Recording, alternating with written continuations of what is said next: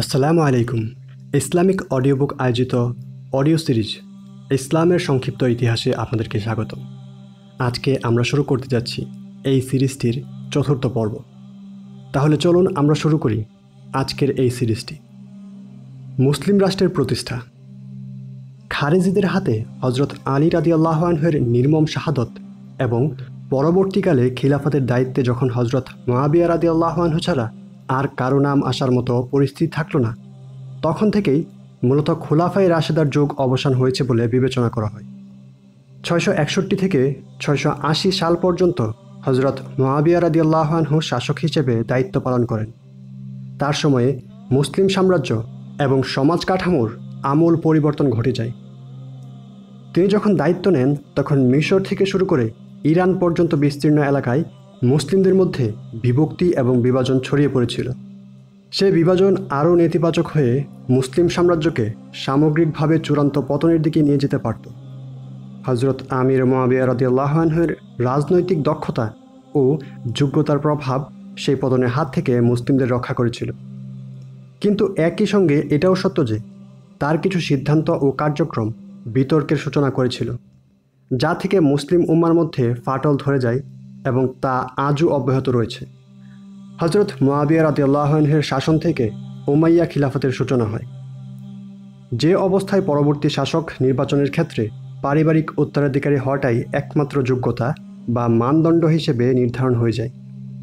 Umayya খিলাফত 750 খ্রিস্টাব্দ পর্যন্ত অব্যাহত থাকে। এরপর শুরু হয় মক্কার আরেক পুরনো প্রভাবশালী গোত্র আব্বাসীয়দের নেতৃত্বে আব্বাসীয় খিলাফত। হজরত আমির মুআবিয়া রাদিয়াল্লাহু আনহু।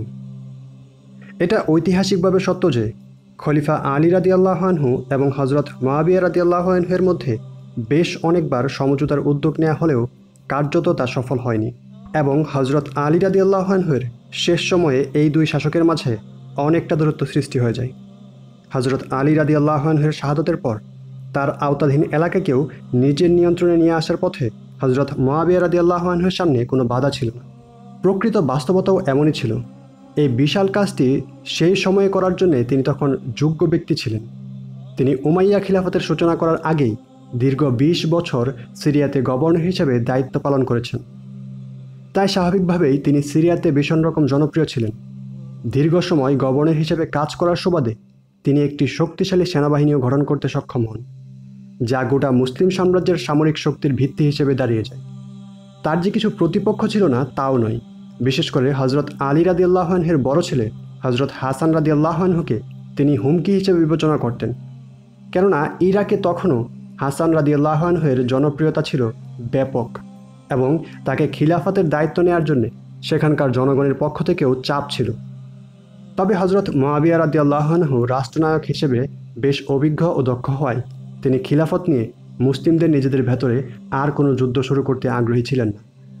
তাই প্রতিপক্ষকে দমাতে নতুন করে কোনো সামরিক অভিযান শুরু না করে তিনি হজরত হাসান রাদিয়াল্লাহু আনহুর সাথে একটি সমঝোতায় উপনীত হলেন। এই সমঝোতা অনুযায়ী হাসান রাদিয়াল্লাহু আনহু কখনোই আর নেতৃত্বের দাবি করবেন না, বরং তিনি মক্কায় গিয়ে একজন ইসলামিক স্কলার হিসেবে দায়িত্ব পালন করবেন। এই সমঝোতা হয়ে যাওয়ার পরেও অনেকেরই মনে একটা চাওয়া ছিল, যাতে হজরত আলী রাদিয়াল্লাহু আনহুর পরিবার থেকেই কেউ খিলাফতের দায়িত্ব নেয়। তবে তা সেভাবে প্রকাশ্যে না আসায় মুআবিয়া রাদিয়াল্লাহু আনহুর শাসনের জন্য চূড়ান্ত হুমকি হিসেবে আবির্ভূত হয়নি। ডোম অব দ্য রক 690 খ্রিস্টাব্দে জেরুজালেমে মসজিদে আকসার অংশ হিসেবে নির্মাণ করা হয়। এটার নকশা প্রাথমিকভাবে বাইজেন্টাইনরাই করেছিল, আর স্থানীয় খ্রিস্টানেরা এর প্রকৌশল সংক্রান্ত কার্যক্রম পরিচালনা করে। হজরত মুআবিয়া রাদিয়াল্লাহু আনহু তার অন্যান্য রাজনৈতিক প্রতিপক্ষের সাথেও একইভাবে সমঝোতা করেন। অনেক ক্ষেত্রেই মুআবিয়া রাদিয়াল্লাহু আনহু তার শাসন কৌশলটি ছিল ইসলাম পূর্ব আরবদের গোত্রপ্রধানদের মতো। তিনি তার প্রতিপক্ষকে অনানুষ্ঠানিকভাবে বিরাট পরিমাণ উপহার সামগ্রী ও সুযোগ সুবিধা দিয়ে তার নিয়ন্ত্রণে নিয়ে আসতেন। নিজের যৌবনকালে মক্কায় থাকা অবস্থায় তিনি তার পিতা ও তৎকালীন কুরাইশ বংশের নেতাকে যেভাবে কাজ করতে দেখেছেন, সেটা তাকে রাজনৈতিক ও প্রশাসনিকভাবে প্রভাবিত করেছিল এবং তাতে কোনো সন্দেহ নেই। তিনি হলেন প্রথম মুসলিম খলিফা যিনি সিংহাসনে আরোহণ করেন এবং সম্ভাব্য আতাতায়ী আক্রমণ থেকে নিজেকে রক্ষা করার জন্যে মসজিদে সুরক্ষিত স্থানে আলাদাভাবে নামাজ পড়তে শুরু করেন। তিনি তার পূর্বশ্বরী 4 খলিফার মতো সহজ ও সরল জীবনযাপন করতে পারেননি, বরং তার আমলেই রাজদরবার এবং এই সংক্রান্ত আচারাদি শুরু হয়, যা ইতিপূর্বে সাসানি ও বাইজেন্টাইনদের মধ্যে প্রচলিত ছিল।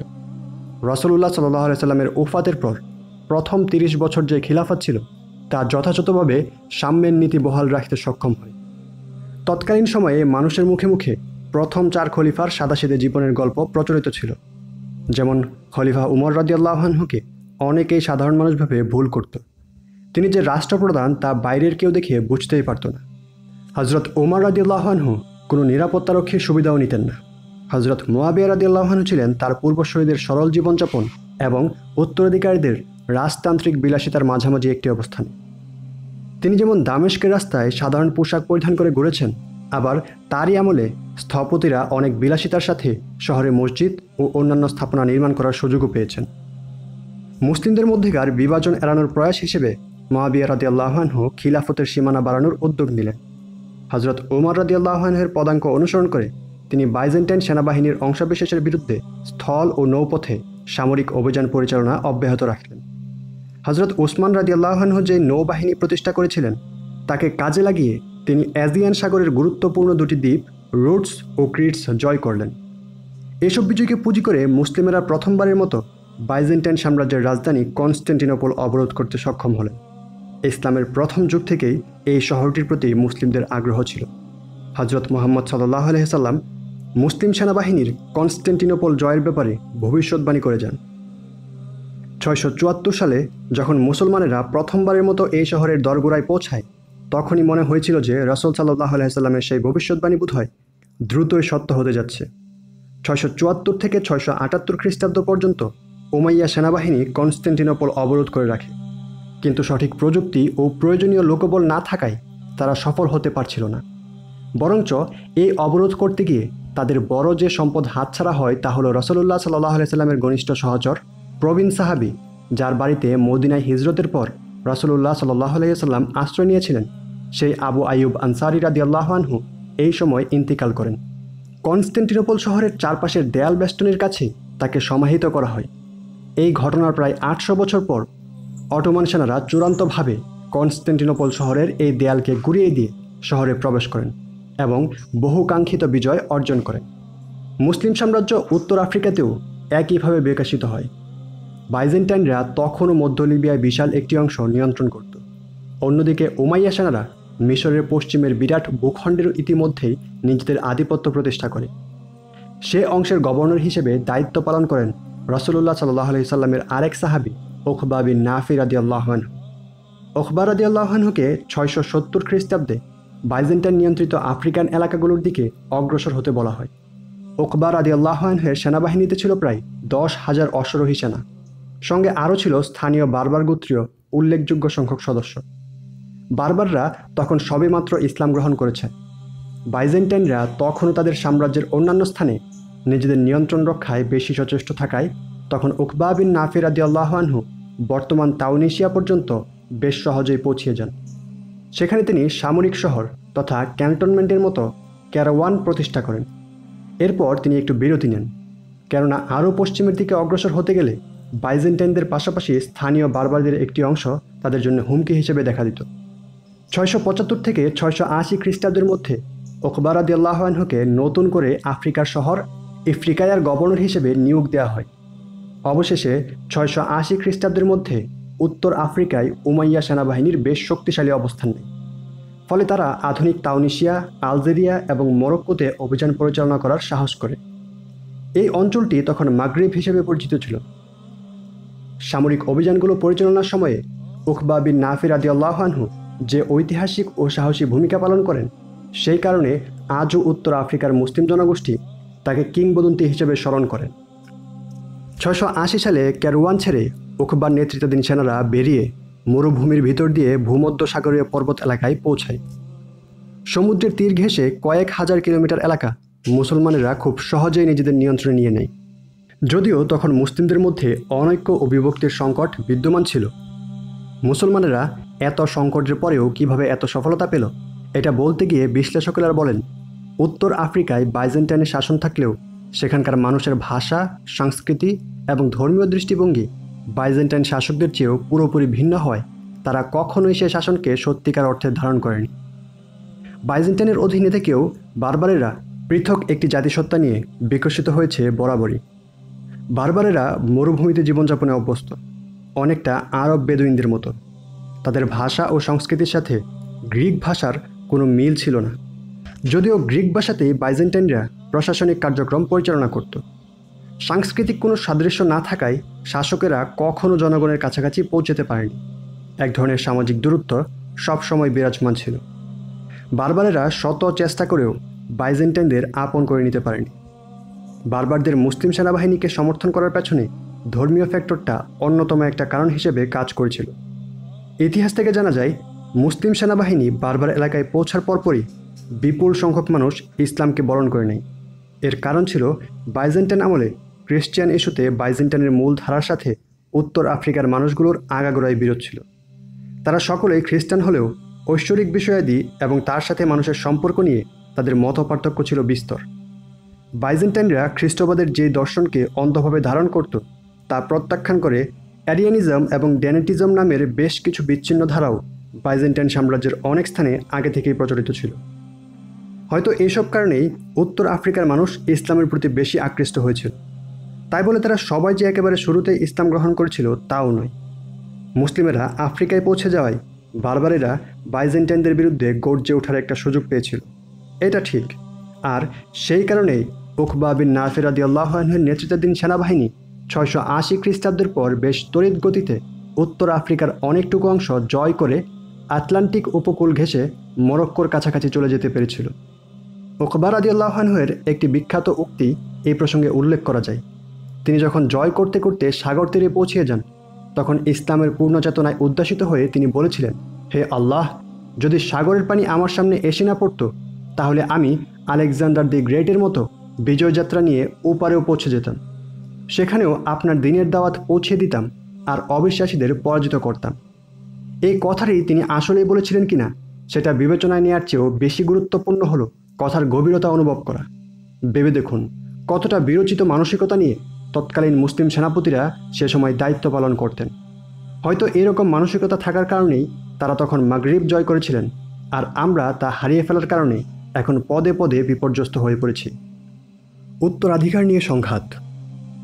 হজরত আলী রাদিয়াল্লাহু আনহুর শাহাদতের পর উদ্ভূত সমস্যা অনেকটা সমাধান করে মুসলিম উম্মাকে একটি একক নেতৃত্বের আওতায় আনার চেষ্টা করে হজরত মুআবিয়া রাদিয়াল্লাহু আনহু সফল হয়েছিলেন। কিন্তু বিতর্ক সৃষ্টি হয় একটি সিদ্ধান্ত নেয়, যার দৃষ্টান্ত ইতিপূর্বে ইসলামের ইতিহাসে ছিল না। তার এই সিদ্ধান্তের ফলে পরবর্তী 1300 বছরের ইসলামী সাম্রাজ্যের কাঠামো পাল্টে যায়। তিনি ইন্তিকালের পূর্বেই তার ছেলে ইয়াজিদকে উত্তরাধিকারী নির্বাচন করে যান এবং তৎকালীন দামেস্কের গণ্যমান্য সবাইকে ইয়াজিদের প্রতি আনুগত্য পোষণ করতে অনেকটা বাধ্য করেন। মুসলিম ইতিহাসবিদদের কেউই অবশ্য মুআবিয়া রাদিয়াল্লাহু আনহুর এই সিদ্ধান্ত নেওয়ার পেছনে কিছু যৌক্তিক কারণও উপস্থাপন করেন। তারা মনে করেন ইয়াজিদের সম্ভাব্য শত্রুতা কমানোর জন্যেই তিনি এমন সিদ্ধান্ত নিয়েছিলেন। তাছাড়া সেই সময়ের সার্বিক পরিস্থিতিকে বিবেচনায় নিলে সন্তানকে উত্তরাধিকার বানানোর বিষয়টা উপলব্ধি করা সহজ হয়। হজরত মুআবিয়া রাদিয়াল্লাহু আনহুর সময়ে খিলাফতের সবচেয়ে অগ্রাধিকারপ্রাপ্ত বিষয় ছিল রাজনৈতিক একতা ও সহাবস্থান। হজরত আলী রাদিয়াল্লাহু আনহুর শাহাদতের পর মুসলিমদের একত্ববদ্ধ এবং একক একটি নেতৃত্বের অধীনে রাখাই ছিল তার জন্য মূল চ্যালেঞ্জ। যদিও মুআবিয়া রাদিয়াল্লাহু আনহু সেই ক্ষেত্রে অনেকটা সফল হয়েছিলেন, তবে কোনো নিশ্চয়তা ছিল না যে তার পরবর্তী খলিফারাও একইভাবে বাইরের হুমকি ও অভ্যন্তরীণ বিভক্তি বিভাজনকে একইভাবে মোকাবিলা করতে পারবে। মুআবিয়া রাদিয়াল্লাহু আনহু হয়তো মনে করেছিলেন যে সামাজিক একতা ও সংহতি রাখার একটা মাত্র উপায় আছে, আর তা হলো উত্তরাধিকারী নির্বাচন করা এবং খিলাফতকে রাজতান্ত্রিক পদ্ধতিতে নিয়ে যাওয়া। কিন্তু তিনি যেভাবে ভেবেছিলেন পরিস্থিতি সেভাবে অগ্রসর হয়নি। ইয়াজিদকে নেতা হিসেবে পছন্দ করে যাওয়ার সিদ্ধান্তটি বিতর্ক সৃষ্টি করে। মুআবিয়া রাদিয়াল্লাহু আনহুর মতো ইয়াজিদ কখনোই রাসূল সাল্লাল্লাহু আলাইহি সাল্লামের সহচর্য পায়নি। তাই একজন সাহাবীর মধ্যে সহজাত যে বৈশিষ্ট্য বা গুণগুলো থাকে তা ইয়াজিদের মধ্যে ছিল না। পাশাপাশি লোকমুখে তখন তার বেশ কিছু বাজে অভ্যাসের কথা প্রচলিত ছিল। মক্কা ও মদিনায়ও তার পাপাচারের অনেক গল্প ছড়িয়ে পড়েছিল। ইয়াজিদের মধ্যে মদ্যপানের অভ্যাস ছিল, তার দরবারে মহিলাদের নৃত্য হতো। তার জীবনও ছিল বিলাসিতায় পরিপূর্ণ। ইসলাম এতদিন যে বৈশিষ্ট্যগুলো ধারণ করে এসেছে তাতে এই ধরনের জীবনযাপন কল্পনাও করা যায় না। ইয়াজিদের জীবনযাপন পদ্ধতির সাথে রাসূলুল্লাহ সাল্লাল্লাহু আলাইহি সাল্লামের পরবর্তী খলিফাদের জীবনের কোনো মিলই ছিল না।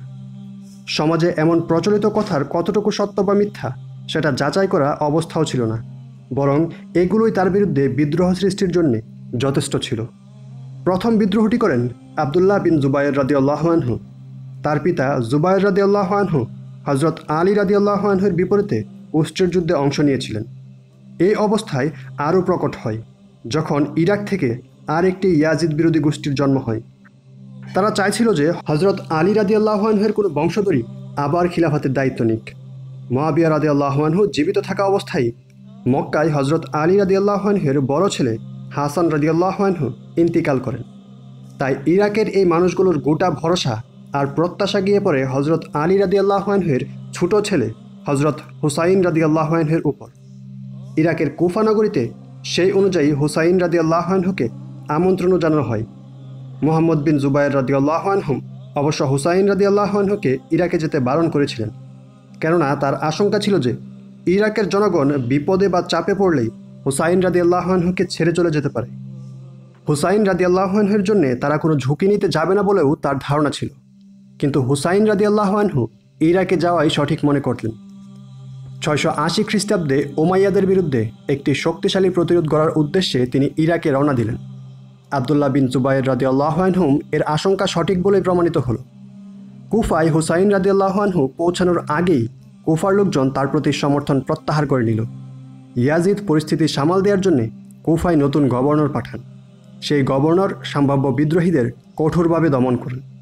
ফলে সাধারণ জনগণ শাসক গোষ্ঠীর বিরুদ্ধে গিয়ে হুসাইন রাদিয়াল্লাহু আনহুকে সমর্থন করার চিন্তা থেকে দূরে সরে গেল।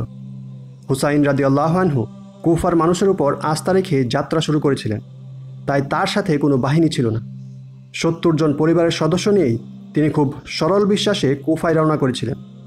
ইয়াজিদের বাহিনীকে মোকাবেলা করার কোনো সাধ্য বা দৃষ্টিভঙ্গি কোনোটাই তাদের ছিল না। অবশেষে কুফার 80 কিলোমিটার উত্তরে কারবালা নামক জায়গায় ইয়াজিদের সেনারা হুসাইন রাদিয়াল্লাহু আনহু এবং তার বহরকে ঘেরাও করে ফেলে। পরবর্তী সময়ে সেখানেই হুসাইন রাদিয়াল্লাহু আনহু এবং তার সঙ্গীদের হত্যা করা হয়। কারবালার এই বিয়োদান্তক ঘটনাকে কেন্দ্র করে পরবর্তী সময়ে নতুন এক ধারার জন্ম নেয়, যাদেরকে শিয়া হিসেবে অভিহিত করা হয়। আবদুল্লাহ বিন জুবাইর রাদিয়াল্লাহু আনহুর বিদ্রোহ অবশ্য এত সহজে দমে যায়নি। হুসাইন রাদিয়াল্লাহু আনহুর শাহাদতের পর উমাইয়া সাম্রাজ্যের সবখানেই ইয়াজিদ ও তার সরকারের বিরুদ্ধে অসন্তোষ দানা বেঁধে ওঠে। হযরত হুসাইন রাদিয়াল্লাহু আনহু রাসূল সাল্লাল্লাহু আলাইহি সাল্লামের নাতি, তাই রাসূল সাল্লাল্লাহু আলাইহি সাল্লামের রক্ত শরীরে বহন করে এমন কাউকে হত্যার এই মর্মান্তিক ঘটনা সকল ধর্মপ্রাণ মুসলিমকে আঘাত করেছিল। আর সেই অসন্তোষের মাঝে আবদুল্লাহ বিন জুবাইর রাদিয়াল্লাহু আনহু উমাইয়া সাম্রাজ্যের বিরুদ্ধে 680 খ্রিস্টাব্দে মক্কায় বিদ্রোহের ডাক দেন। তার এই বিদ্রোহকে চটজলদি থামানো যায়নি। ইয়াজিদ 683 সালে মারা যায়। তার আগ পর্যন্ত ইয়াজিদ এই বিদ্রোহকে পুরোপুরি দমন করতে পারেনি, ফলে সাম্রাজ্যে তার একক নিয়ন্ত্রণও সেভাবে আর প্রতিষ্ঠিত হয়নি। ইয়াজিদের মৃত্যুর পর গোটা মুসলিম বিশ্বেই উমাইয়াদের নিয়ন্ত্রণ যেন তাদের তাসের ঘরের মতো ধসে পড়তে থাকে। ইয়াজিদের পর যিনি শাসক হিসেবে অধিষ্ঠিত হন তিনি ছিলেন বয়সে খুবই তরুণ। তার রাষ্ট্র পরিচালনায় তেমন আগ্রহও ছিল না। অল্প কদিন এই দায়িত্ব পালনের পর সেও মারা যায়। এই অবস্থায় আবদুল্লাহ বিন জুবাইর রাদিয়াল্লাহু আনহু নিজেকে খলিফা হিসেবে ঘোষণা দেন এবং ইরাক, মিশর এমনকি সিরিয়ার কিছু অংশের মানুষও তার প্রতি আনুগত্যের ঘোষণা দেয়। অন্যদিকে উমাইয়া শাসক গোষ্ঠী বেশ কিছুদিন অন্তবংশীয় সংঘাতের ভেতর দিয়ে যায়। এরপর মুআবিয়া রাদিয়াল্লাহু আনহুর চাচাতো ভাই মারওয়ান শাসক হিসেবে আবির্ভূত হয়। আর তখন থেকেই আবার উমাইয়ারা বিভিন্ন স্থানে নিজেদের নিয়ন্ত্রণ পুনরায় প্রতিষ্ঠিত করতে সক্ষম হয়। মারওয়ান এবং তার সন্তান আব্দুল মালিকের সময়ে উমাইয়ারা সিরিয়া, ইরাক ও মিশরে পুনর্নিয়ন্ত্রণ প্রতিষ্ঠা করে। 692 সালে মক্কায় আবদুল্লাহ বিন জুবাইর রাদিয়াল্লাহু আনহুর বিদ্রোহের অবসান ঘটে। ফলে উমাইয়ারা পতনের ধারপ্রান্ত থেকে ফিরে আসে এবং মুসলিম সাম্রাজ্যের অভিভাবক হিসেবে আবারও আবির্ভূত হয়। মুআবিয়া রাদিয়াল্লাহু আনহু তার সন্তানকে উত্তরাধিকারী বানানোর সময় যেই পরিমাণ স্থিতিশীলতা প্রত্যাশা করেছিলেন সেটা অবশ্য তখনও হয়নি। উমাইয়ারা আবারও শক্তিশালী হয়ে ওঠে 680 থেকে 692 সাল পর্যন্ত চলা গৃহযুদ্ধের আপাত অবসান ঘটে। ষষ্ঠ শতাব্দীর শেষের দিকে এবং সপ্তম শতাব্দীর শুরুতে উমাইয়ারা আবার বড় আকারের সামরিক ও অর্থনৈতিক অগ্রগতি অর্জন করে এবং ইসলামী সাম্রাজ্যের অগ্রগতিও আগের ধারায় অব্যাহত থাকে। উমাইয়ারা মাত্র কয়েক হাজার সেনা নিয়ে মাত্র 4 বছরের মাথায় লাইবেরিয়ার বিরাট অংশ জয় করে, যাতে বোঝা যায় এই সেনাদের প্রতি সাধারণ মানুষের সমর্থন প্রকট ছিল। সেই জনগণের উপর ভর করেই তারা এই সফলতা অর্জন করে। আরও একটি সামরিক বিজয়। উত্তর আফ্রিকায় আরও অগ্রসর হওয়ার আগেই উকবা রাদিয়াল্লাহু আনহুকে অভিযানের সম্মতি টানতে হয়। 698 সনে আব্দুল মালিক উত্তর আফ্রিকায় বাইজেন্টাইনদের সর্বশেষ ঘাঁটি কারজেথ জয় করার জন্য সেনাবাহিনীকে সেখানে প্রেরণ করেন। ফলে উত্তর আফ্রিকায় বাইজেন্টাইন অধ্যায়ের চূড়ান্ত সমাপ্তি ঘটে এবং তারা সিসিলি ও গ্রিসে পালিয়ে যেতে বাধ্য হয়। এর পরপরই মুসলিমেরা একটি ভিন্ন ধরনের বিজয়ের স্বাদ পায়। জানা যায় বাইজেন্টাইনদের সাবেক শীর্ষ কর্মকর্তা জুলিয়ান উত্তর আফ্রিকার দায়িত্ব পাওয়া নতুন মুসলিম গভর্নরের কাছে লাইবেরিয়ার ভিসিগথিক রাজার বিরুদ্ধে অভিযান চালানোর আবেদন জানান। জুলিয়ানের বোন আইবেরিয়ার রাজা রুডারিকের জিম্মায় ছিল, কিন্তু রুডারিক নানানভাবে তার বোনকে হেনস্থ করে। সেই অভিযোগ তুলেই জুলিয়ান তার বিরুদ্ধে সামরিক অভিযান পরিচালনার জন্য মুসলিমদের প্রতি অনুরোধ জানান। এমনকি এই অভিযান সফল করার জন্য তিনি স্পেনের উপকূল ঘেঁষে তাদের এগিয়ে যাওয়ার ব্যবস্থা করে দেওয়ারও প্রতিশ্রুতি দেন। জুলিয়ান নামে কেউ ছিল কিনা কিংবা তিনি আদৌ এমন কোনো প্রস্তাব দিয়েছিলেন কিনা সেটা নিশ্চিত হওয়া যায় না। তবে জানা যায় স্পেনে তখনও ভিসিগথিক রাজার আওতাধীন ইহুদি এবং গোঁড়া খ্রিস্টানেরাও নানাভাবে নির্যাতিত হচ্ছিল। আর এই বাস্তবতায় মুসলিমদের স্পেন প্রণালীর অতিক্রম করে লাইবেরিয়ার দিকে অগ্রসর হতে সাহস যোগায়। মাগরিব অঞ্চলে উমাইয়াদের গভর্নর ছিলেন মুসা ইবনে নুসাইর। তিনি তারিক বিন জিয়াদের নেতৃত্বে একটি বাহিনীকে অভিযানে পাঠালেন। তারিক বিন জিয়াদ ছিলেন একজন বারবার, যিনি সদ্য ইসলাম গ্রহণ করেছেন। তিনি 711 খ্রিস্টাব্দে স্পেনের উপকূলে একটি শিলা অন্তরীপের কাছে তার বাহিনী সহ পৌঁছিয়ে যান। সেখানে জিব্রাল্টার প্রণালীর কাছে পাহাড়ের পাদদেশে তারা শিবির স্থাপন করেন। পাহাড়টি পরবর্তী সময়ে জাবালা তারিক নামে পরিচিত হয়। এই শিবির থেকেই তারিক গোটা স্পেনের বিভিন্ন স্থানে পালাক্রমে অভিযান পরিচালনা করতে থাকেন। তারিক এসব অভিযানে বেশ সফলতা অর্জন করেন। ভিসিগথিক রাজা রোড্রিক ও তার সেনাদল তখনও দ্বীপটির উত্তর দিকে অবস্থান করছিল। রুডেরিক মুসলিমদের মোকাবেলা করার জন্যে সেখান থেকে উত্তর দিকে অগ্রসর হতে থাকেন। অন্যদিকে তারিক প্রায় 10,000 সৈন্য নিয়ে সমরযুদ্ধের জন্য প্রস্তুত হন। গুয়াডালেট নামক স্থানে দুই পক্ষের মধ্যে যুদ্ধ হয়। যুদ্ধে মুসলিমদের সক্ষমতা তো বেশি ছিলই, পাশাপাশি রুড্রিক বাহিনীতে সেনাবাহিনীর উচ্চপদস্থ কর্মকর্তারা তার আনুগত্য করতে অস্বীকার করে। তাই তারিকের পক্ষে সহজেই রুডেরিককে বিপর্যস্ত করে ফেলা সম্ভব হয়। রুডেরিক যুদ্ধে নিহত হয় আর ভিসিগথিক সেনাবাহিনীর বড় আকারের দুর্বলতা প্রকাশ্যে চলে আসে। গোটা অন্তরীপেই তাদের নিয়ন্ত্রণ কমে যায়। যুদ্ধের কয়েক মাসের মধ্যেই রুডেরিকের পুরনো রাজধানী টলেডো জয়ের জন্য তারিক অগ্রসর হন। এরপর শুধু টলেডো নয়, ভিসিগথিকদের নিয়ন্ত্রণে থাকা একের পর এক শহর মুসলিমদের নিয়ন্ত্রণে চলে আসতে শুরু করে। তারিকের ঊর্ধ্বতন দায়িত্বশীল মুসা বিন নুসাইরু আরেক দিক থেকে স্পেনে প্রবেশ করে অভিযান অব্যাহত রাখে। তারিক একের পর এক স্থান জয় করতেন আর মুসা গিয়ে সেখানে পরিস্থিতি নিয়ন্ত্রণ নিয়ে আসতেন। এভাবেই একসময় তারিকের নেতৃত্বাধীন বাহিনী উত্তরের এব্রো উপত্যকা পর্যন্ত পৌঁছে যায়। তারিকের পিছু পিছু মুসা বিন নুসাইর বাহিনীও সেখানে পৌঁছায়। তারা সেখানে ইসলামী রাষ্ট্র প্রতিষ্ঠা করে এবং সেখানে বেসামরিক সরকারও গঠন করে। 711 থেকে 715 খ্রিস্টাব্দের মধ্যে তারিক ও মুসার যৌথ বাহিনী গোটা অন্তরীপের অধিকাংশ এলাকায় নিজেদের নিয়ন্ত্রণ প্রতিষ্ঠা করতে সক্ষম হয়। এক প্রজন্ম আগে উত্তর আফ্রিকায় মুসলিমদের যে জয়যাত্রা শুরু হয়েছিল, তুলনামূলক ছোট বাহিনী নিয়ে তারিকের বিজয় অভিযান ছিল সেই ইতিহাসেরই ধারাবাহিকতা। এরপর মুসলিমেরা আরও উত্তরে গল এলাকার দিকে অগ্রসর হয় এবং সেখানেও স্পেনের মতোই সফল হয়। মুসলিম সেনাবাহিনী আধুনিক ফ্রান্সের দক্ষিণেও পৌঁছে যায় এবং 720 খ্রিস্টাব্দে অ্যাকুইটেন এবং সেপ্টিমানিয়াতে নিজেদের শাসন প্রতিষ্ঠা করতে সক্ষম হয়। মুসলিমদের এই বিজয়যাত্রা বড় আকারে হোঁচট খায় 732 সালে, যখন আল আন্দালুসের গভর্নর আব্দুর রহমান আল গাফিকির নেতৃত্বাধীন মুসলিম বাহিনী ফ্রান্সের উত্তরে ট্যুরের যুদ্ধে চার্লস মার্টেলের নেতৃত্বাধীন ফার্সি বাহিনীর কাছে পরাজিত হয়। এই যুদ্ধের প্রভাব ও পরিণতি নিয়ে ইতিহাসবিদদের মধ্যে ভিন্নমত পাওয়া যায়। কেউ কেউ বলেন মুসলিমরা এই একটা যুদ্ধ জয় হলে তারা গোটা ইউরোপই জয় করে ফেলত। আবার কেউ কেউ মনে করেন গাফি কি আসলে খুব হালকা প্রস্তুতি নিয়ে এই যুদ্ধে গিয়েছিলেন? তার দিক থেকে বিজয়ী হওয়ার তেমন কোনো ব্যাপারও আঁকুতে ছিল না।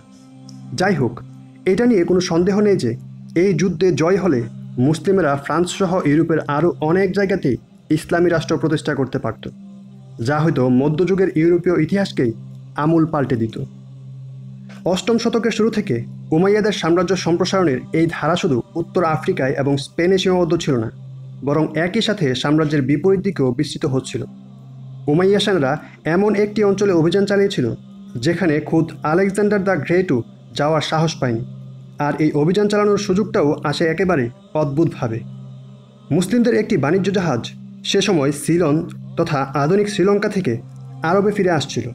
পথিমধ্যে ভারতবর্ষের উত্তর পূর্ব দিকে সিন্ধু নামক এলাকায় ডাকাতেরা জাহাজে আক্রমণ চালায়। বেশ কিছু মুসলিমকে তখন আটক করা হয়। কয়েকবার সিন্ধুর রাজা দাহিরকে অনুরোধ জানানো হয় তিনি যেন বন্দি মুসলিমদের মুক্ত করে ফিরিয়ে দেন, কিন্তু মুসলিমদের সে আহ্বান তিনি প্রত্যাখ্যান করেন। এই জন্য মুসলিম সেনারা সেখানে অভিযান চালানোর সিদ্ধান্ত নেয়। মক্কার কাছাকাছি শহর তাইফের নেতৃত্বস্থানীয় সাকিফ গোত্রীয় যুবক মুহাম্মদ বিন কাসিমকে এই অভিযানের দায়িত্ব দেওয়া হয়। মুহাম্মদ বিন কাসিম তখন একেবারেই তরুণ, কিন্তু তিনি ইরাকের তৎকালীন গভর্নর হাজ্জাজ বিন ইউসুফের সরাসরি তত্ত্বাবধানে প্রশিক্ষণ পাওয়ায় সমরনেতা হিসেবে তখনই বেশ পরিণত। 711 সনে 6000 সেনা নিয়ে মুহাম্মদ বিন কাসিম পারস্য হয়ে অবশেষে ভারতবর্ষে প্রবেশ করেন। একই বছর তারিক বিন জিয়াদও স্পেন অভিযান সম্পন্ন করেন। ভারতে যারা প্রথম দিকে ইসলাম গ্রহণ করেছিল তাদের অধিকাংশই ছিল বৌদ্ধ ধর্মাবলম্বী ও নিচু গোত্রের। তারা ইসলামের সাম্যনীতিতে আকৃষ্ট হয়েছিল এবং ইসলামের ছায়ায় এসেছিল। মুহাম্মদ বিন কাসিম যখন সিন্ধু নদীর অববাহিকায় পৌঁছে যান তখন বেশ বড় সংখ্যক স্থানীয় অধিবাসী তার কাছে আত্মসমর্পণ করেন। মূলত ইসলামের ধর্মীয় স্বাধীনতায় যেই বার্তা দেওয়া হয়েছে সেটাই এই স্থানীয় মানুষগুলোকে নমনীয় হতে সাহায্য করে। বৌদ্ধ মন্দিরের কর্মকর্তারাও মুসলিমদের পাশে দাঁড়ায়। সকলের সহযোগিতা নিয়ে মুসলিমেরা একের পর এক শহর জয় করে অগ্রসর হতে থাকে। অবশেষে সিন্ধু নদীর তীরে রাজা দাহিরের সাথে বিন কাসিমের সেনাদের যুদ্ধ হয়। স্থানীয় বাসিন্দারা যারা রাজা দাহিরের শাসনে অসন্তুষ্ট ছিলেন তারাও মুসলিমদের সর্বাত্মক সহযোগিতা করে। যুদ্ধে রাজা দাহিরের বাহিনী শোচনীয়ভাবে পরাজিত হয়। রাজা দাহির যুদ্ধের ময়দানে নিহত হয়। স্পেনের মতো এখানেও রাজার মৃত্যুর পর স্থানীয় প্রশাসন পুরোপুরি ভেঙে পড়ে। মুহাম্মদ বিন কাসিম আবার প্রশাসনকে সক্রিয় করেন এবং পরবর্তী কয়েক মাসের মধ্যেই তিনি সিন্ধে ইসলামী রাষ্ট্র প্রতিষ্ঠা করেন। এই প্রথম ভারতবর্ষের একটি এলাকা ইসলামের আওতায় এলো। যদিও পরবর্তী শতাব্দীতে আরও অনেক এলাকাতেই মুসলিমেরা নিয়ন্ত্রণ প্রতিষ্ঠা করতে পারে। ইতিপূর্বে মুসলিমেরা যেসব স্থান জয় করেছিল সেখানে যেমন সাধারণ মানুষের জীবনযাত্রায় কোনো পরিবর্তন আসেনি, সিন্ধের অবস্থাও তেমনই হয়। ঊর্ধ্বতন শাসকদের নির্দেশনা অনুযায়ী মুহাম্মদ বিন কাসিম সিন্ধের বৌদ্ধ ও হিন্দুদেরও পূর্ণ ধর্মীয় স্বাধীনতা প্রদান করেন, যেমনটা মুসলিমেরা অন্যান্য স্থানে খ্রিস্টান ও ইহুদিদের দিয়েছিল। সিন্ধের যুদ্ধে যেসব মন্দির ও মূর্তি ধ্বংস হয়েছিল মুসলিম গভর্নরের আদেশে সেগুলো আবার মেরামত করা হয়। এভাবে সহজ ও নিশ্চিত একটি জীবন পাওয়ায় সাধারণ মানুষও মুসলিমদের উপর খুশি ছিল এবং সমাজে সম্প্রীতি ও সামাজিক সংহতিও মজবুতভাবে বিদ্যমান ছিল। সপ্তম শতকের মাঝামাঝিতে এসে উমাইয়ারা স্পেন থেকে শুরু করে ভারতবর্ষ অবধি সাম্রাজ্য বিস্তীর্ণ করে, অর্থাৎ রাসূলুল্লাহ সাল্লাল্লাহু আলাইহি সাল্লামের নবুয়ত প্রাপ্তির 100 বছরের মধ্যেই মুসলিমেরা পৃথিবীর ইতিহাসের বৃহত্তম সাম্রাজ্য তৈরি করতে সক্ষম হয়।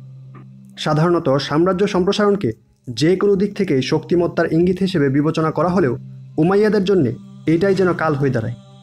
এর আগে অনেক বিদ্রোহকে তারা দমন করতে পারলেও নতুন করে তারা যে সমস্যায় পড়ে তা মোটেও অতিক্রমণযোগ্য ছিল না। নতুন নতুন এলাকা সাম্রাজ্যের আওতায় আসায় মুসলিম শাসনের অধীনে বহু নৃতাত্ত্বিক গোষ্ঠী চলে আসে, যাদের একই প্ল্যাটফর্মে ধরে রাখা সহজ ছিল না। তাছাড়া উমাইয়াদের সামাজিক কৌশলও সবার কাছে সঠিক মনে হয়নি, তাই উমাইয়া শাসকদের ব্যাপারেও ক্রমশ অসন্তোষ দানা বেঁধে উঠছিল। সাম্রাজ্য সম্প্রসারিত হওয়ার কারণে প্রতি মুহূর্তেই মুসলিম শাসকদের অধীনে অমুসলিম জনগণের সংখ্যা বেড়ে যাচ্ছিল। অনেক নয়া সাম্রাজ্যেই মুসলিমদের সংখ্যা মোট জনসংখ্যার 10% বেশি ছিল না, বাকি 90% ছিল খ্রিস্টান, ইহুদি, বৌদ্ধ এবং হিন্দু। ইসলামী শরীয়তের নিয়ম অনুযায়ী এই ভিন্ন ধর্মাবলম্বী মানুষেরা পূর্ণ ধর্মীয় স্বাধীনতা ভোগ করবে এবং তাদের সামরিকভাবে প্রতিরোধ করতে হবে না যদি তারা মুসলিম শাসককে জিজিয়া কর সঠিকভাবে প্রদান করে। অন্যদিকে মুসলিমদের ভূমিকর ও জাকাত প্রদান করতে হবে। মুসলিমরা অন্য ধর্মের মানুষের জন্য যেই পরিমাণ জিজিয়া নির্ধারণ করে তার থেকে অনেক বেশি কর তারা পূর্বের সাসানি ও বাইজেন্টাইন শাসকদের প্রদান করত। তারপরও জিজিয়ার পরিমাণ মুসলিমদের জন্য নির্ধারণ করের তুলনায় একটু বেশি ছিল। এই অবস্থার অর্থনৈতিক প্রতিক্রিয়া এ ছিল যে সাধারণ মানুষের কেউই কম হারে কর দেওয়ার লোভে ইসলাম গ্রহণ করে ফেলত। কিন্তু এই প্রক্রিয়াটি উমাইয়াদের জন্য সংকটের জন্ম দেয়। তারা মনে করল, যদি অন্য ধর্মের সবাই মুসলিম হয়ে যায় তাহলে সাম্রাজ্যের কর গ্রহণের পরিমাণ কমে যাবে, সাম্রাজ্যের আর্থিক সক্ষমতা হ্রাস পাবে। ফলে তারা চাইলেও নতুন করে কোনো সামরিক অভিযান শুরু করতে পারবে না। তাই তারা আইন সংশোধন করে। নতুন আইনে অমুসলিমরা মুসলিম হলেও তাদের পূর্বের হারে জিজিয়া কর দিতে বলা হয়। এতে দুটো লাভ হবে বলে ধারণা করা হয়েছিল।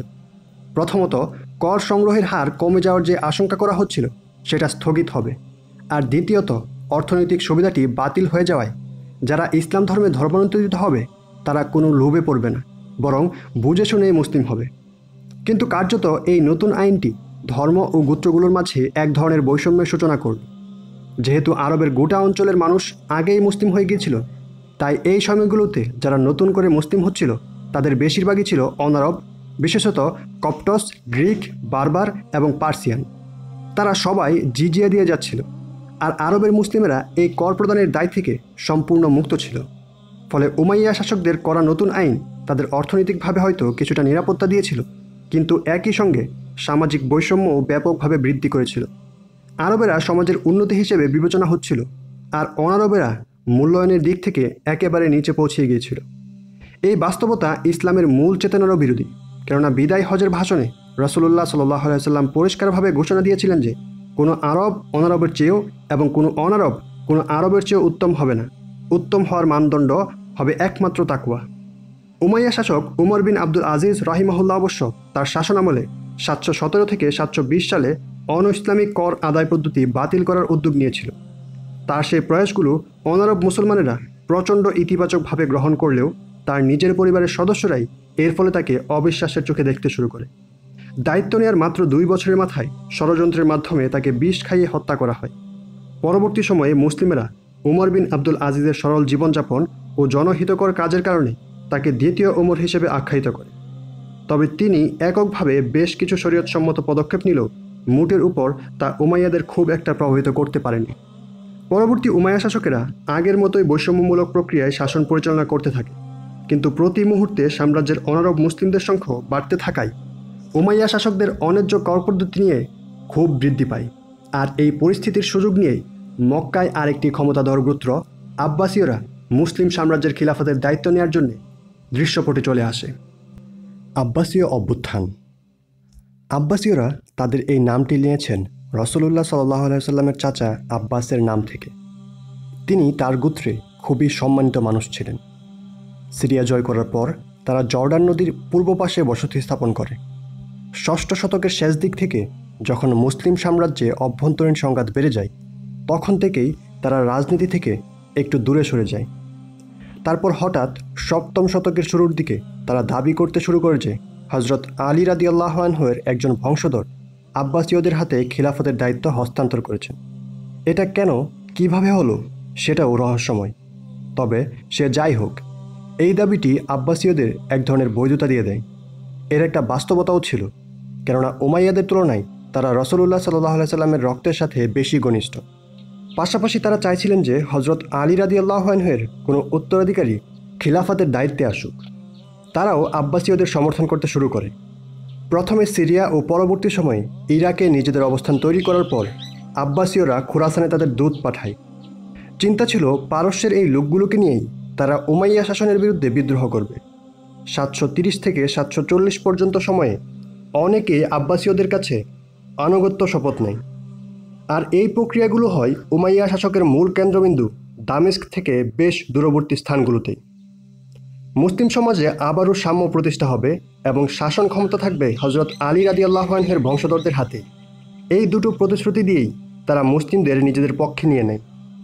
মুসলিম সাম্রাজ্যের পূর্ব দিকে এভাবেই আব্বাসীয়রা নিজেদের একটি শক্তিশালী অবস্থান তৈরি করে, যারা মুসলিম শাসনকে রাসূলুল্লাহ সাল্লাল্লাহু আলাইহি সাল্লামের মদিনা শাসনের আদলে দেখতে চেয়েছিল। তারাও এসে আব্বাসীয়দের পাশে দাঁড়ায়। সেই সাথে উমাইয়াদের প্রতি অসন্তোষ অনারবরাও আব্বাসীয়দের প্রতি আকৃষ্ট হয়, কেননা তারাও মনে করত যে রাসূলুল্লাহ সাল্লাল্লাহু আলাইহি সাল্লামের পরিবার থেকেই মুসলিম সাম্রাজ্যের খলিফা নির্বাচন করা উচিত। অবশেষে 747 সনে আব্বাসীয় পরিবার আনুষ্ঠানিকভাবে উমাইয়া খিলাফতের বিরুদ্ধে বিদ্রোহ ঘোষণা করে। তারা বর্তমান তুর্কমেনিস্তানের মার্ব শহর থেকে কালো পতাকা উড়িয়ে নিজেদের অস্তিত্বের জানান দেয়। মার্ব ছিল তৎকালীন মুসলিম সাম্রাজ্যের একেবারে পূর্ব প্রান্তের একটি শহর। এই বিদ্রোহীদের নেতৃত্ব দিচ্ছিল আবু মুসলিম নামক রহস্যময় এক ব্যক্তি। আবু মুসলিম সম্বন্ধে তেমন কোনো পরিষ্কার তথ্য পাওয়া যায় না, তবে তিনি আব্বাসীয়দের পরিবারের কেউ ছিলেন না। তিনি ছিলেন একজন পারস্য নাগরিক। তার চৌকস রাজনীতি ও সামরিক দক্ষতার কারণে বিদ্রোহীরা বেশ অল্প সময়ের মধ্যেই খোরাসান দখল করে নেয়। খোরাসানে এই বিদ্রোহীরা তাদের নতুন ঘাঁটি স্থাপন করে। এরপর আবু মুসলিম তার বাহিনীকে পশ্চিমের দিকে একেবারে পারস্য কেন্দ্রস্থলের দিকে প্রেরণ করে। সেখানকার নাগরিকেরাও উমাইয়া শাসনের উপর ক্ষিপ্ত ছিল, সেই জন্যে তারাও বিদ্রোহীর সাথে যোগ দেয়। পরবর্তীতে দূরবর্তী মার্ব শহরে উমাইয়া শাসকদের বিরুদ্ধে চাপা যে ক্ষোভের বিস্ফোরণ হয় তা ক্রমশ সাম্রাজ্যের উল্লেখযোগ্য কিছু স্থানেও সংক্রমিত হয়, যা উমাইয়া খিলাফতের জন্য রীতিমতো হুমকি হিসেবে আবির্ভূত হয়। পারস্যের মানুষদের বিদ্রোহে সামিল করার পর এবার বিদ্রোহীরা অগ্রসর হয় কুফার দিকে। কুফার মানুষ আগাগোড়াই উমাইয়া বিরোধী ছিল। বিদ্রোহীরা কুফার স্থানীয় জনগণের সমর্থন নিয়ে সেখানকার উমাইয়া গভর্নরকে বরখাস্ত করে। এভাবে মুসলিম সাম্রাজ্যের পূর্ব প্রান্তে বিরাট এলাকা জুড়ে আব্বাসীয়দের কালো পতাকা উঠতে শুরু করে।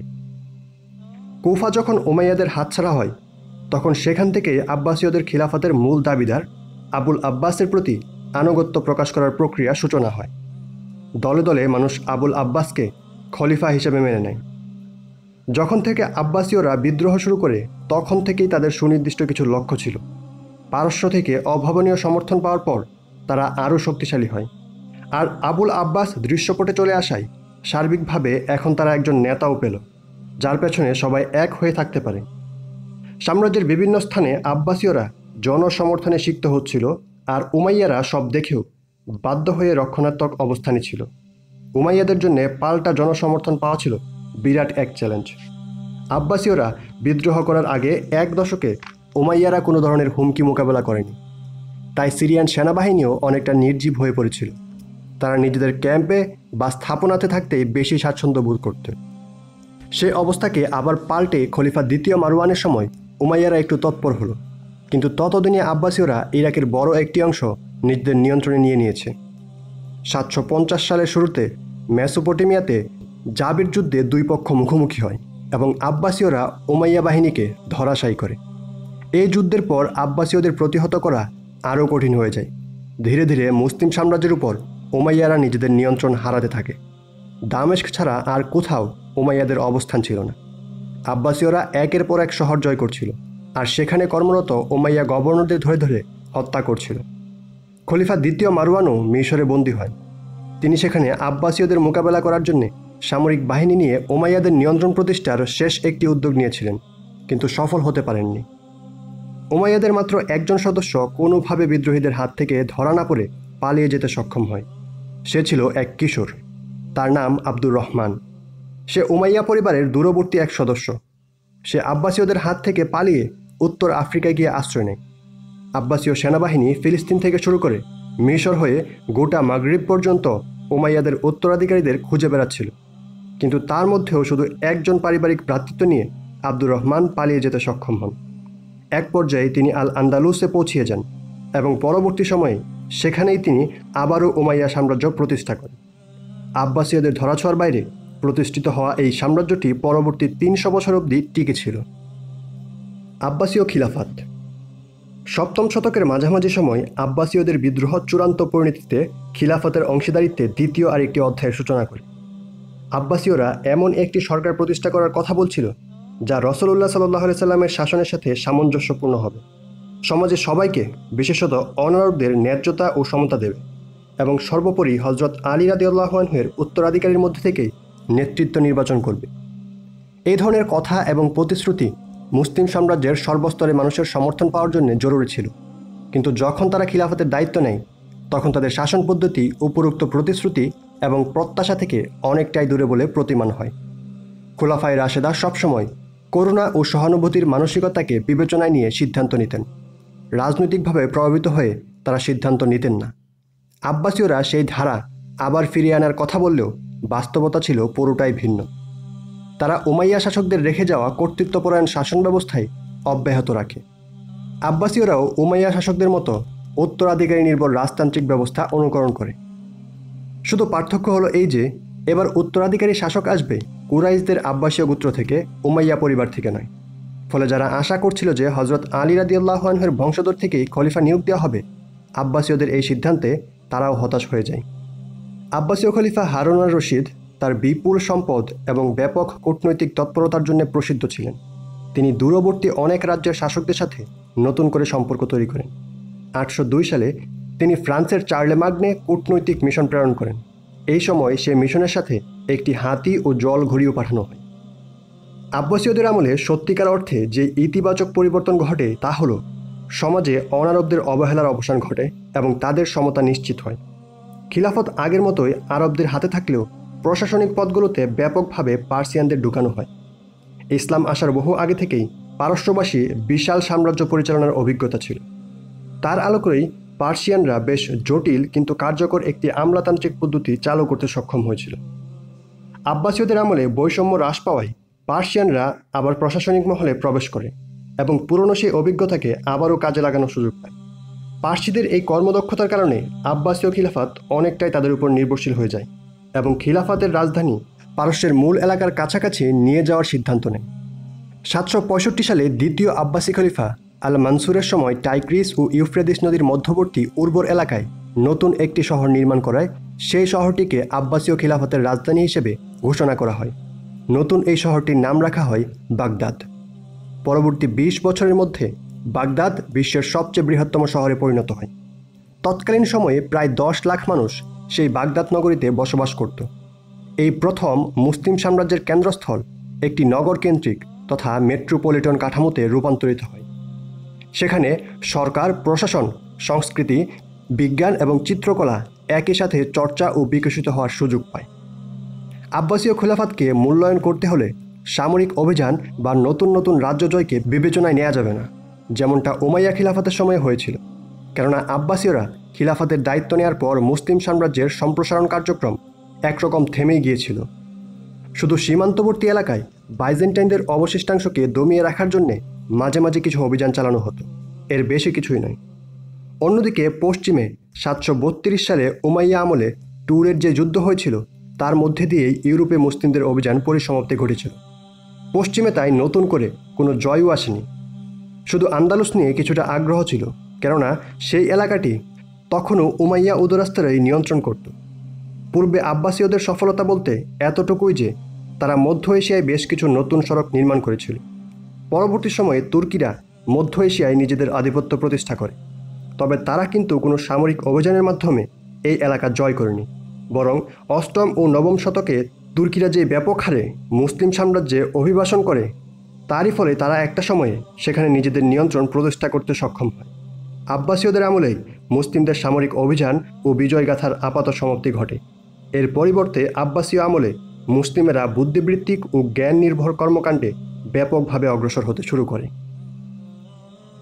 আলহামদুলিল্লাহ, এই পর্বটি আমরা এখানেই শেষ করছি। ইনশাআল্লাহ আগামী পর্বে আমরা বুদ্ধিবৃত্তিক সোনালী যুগ অর্থাৎ 5ম অধ্যায় নিয়ে আলোচনা শুরু করব। ধন্যবাদ। জাযাকাল্লাহু খাইরান।